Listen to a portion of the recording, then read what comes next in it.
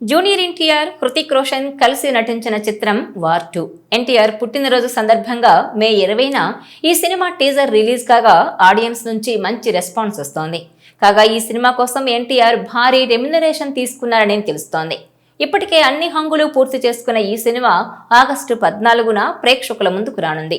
అయితే జూనియర్ ఎన్టీఆర్ తొలిసారిగా పూర్తి స్థాయి హిందీ చిత్రంలో నటిస్తున్నారు. ఈ మూవీని ప్రముఖ నిర్మాణ సంస్థ యష్రాజ్ ఫిలిమ్స్ భారీ బడ్జెట్తో అత్యంత ప్రతిష్టాత్మకంగా నిర్మించింది. ఇక వార్ 2 టీజర్ తర్వాత ఎన్టీఆర్ ఒక్కసారిగా బాలీవుడ్లో హాట్ టాపిక్గా మారిపోయాడు.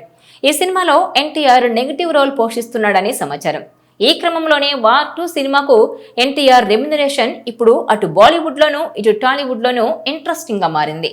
వార్ 2 సినిమాకు ఎన్టీఆర్ ఏకంగా 60 కోట్ల రెమ్యునరేషన్ తీసుకుంటున్నాడని బాలీవుడ్ మీడియా కోడైకూస్తోంది. బాలీవుడ్లో ఒక సౌత్ హీరోకు ఈ రేంజ్లో రెమ్యునరేషన్ అందడం మామూలు విషయం కాదంటున్నారు బాలీవుడ్ క్రిటిక్స్. మరోవైపు ఇప్పుడు ఎన్టీఆర్కు ఇండియాతో పాటు విదేశాల్లోనూ క్రేజ్ ఉందని, అలాంటప్పుడు 60 కోట్లు ఇవ్వడంలో ఏ మాత్రం తప్పు లేదంటున్నారు తారక్ ఫ్యాన్స్. ఇది మా హీరో రేంజ్ అంటున్నారు. ఇక వార్ 2 సినిమాలో చాలా ప్రత్యేకతలున్నాయి. ఈ సినిమా షూటింగ్ గత 2 ఏళ్లుగా జరుగుతున్నప్పటికీ మొత్తం షూటింగ్ జరిగింది 150 రోజులు మాత్రమేనట.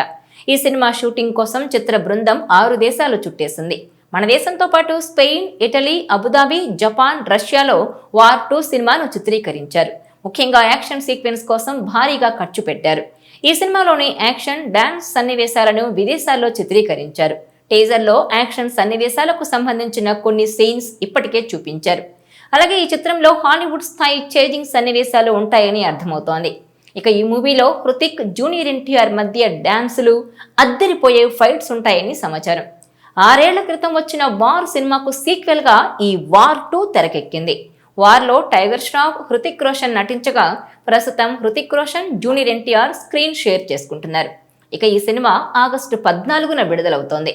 ఈ చిత్రానికి అయాన్ ముఖర్జీ దర్శకత్వం వహించారు. అయితే సినిమాలోని ఒకే ఒక్క డాన్స్ సీన్ చిత్రీకరించాల్సి ఉందట. హృతిక్ గాయం కారణంగా షూటింగ్ ఆగిపోయింది. అయితే జూన్ చివరి నాటికి తిరిగి ప్రారంభం కానుంది ఈ మూవీ.